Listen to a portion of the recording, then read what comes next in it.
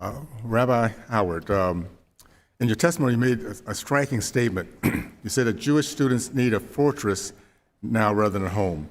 Can you tell me more what this looks like? In other words, are the mentors that are Orthodox Union and other organizations place, they have the protection that they need for the Jewish students?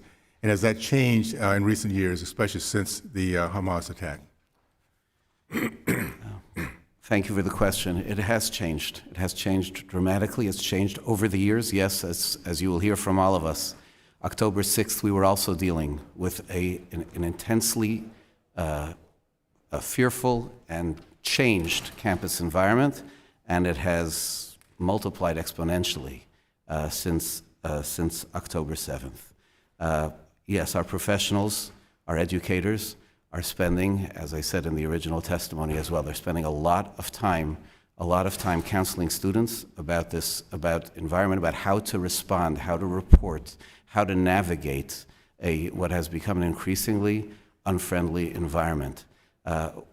Our Jewish students on campus, when they come to the place, they're very often they're doing something which is really essential to themselves and to their identity. They can't and they shouldn't need to melt into a campus environment by hiding who they are. The ability to convene in Jewish spaces.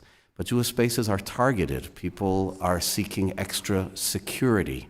One of the things that we're working together as Jewish organizations is to bring greater physical security to Jewish spaces on campus and surrounding the Jewish students. And that's the story of the fortress. Our leaders are struggling to make their voices heard in university administrations in order to be able to bring out the proper reaction. All such administrations should be having serious discussions about how they restore a sense of safety and freedom to Jewish students. Many of our educators are trying to be on the front lines of doing that. Sometimes they are welcomed. Sometimes their voices are welcomed. Sometimes the process begins.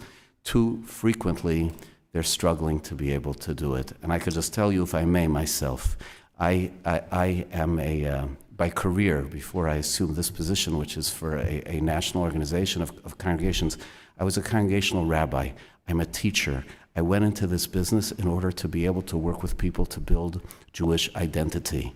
I did not get into the business in order to be able to argue about the rights of Jews to exist. Thank you. Thank you so much. Ms. Tartak, you noted that the so-called diversity, equity, and inclusion offices should be questioned for protecting every minority group.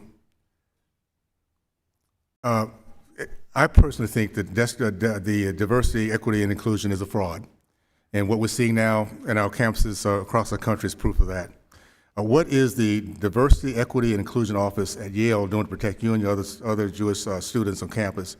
And from what you've heard, other peers and other campuses?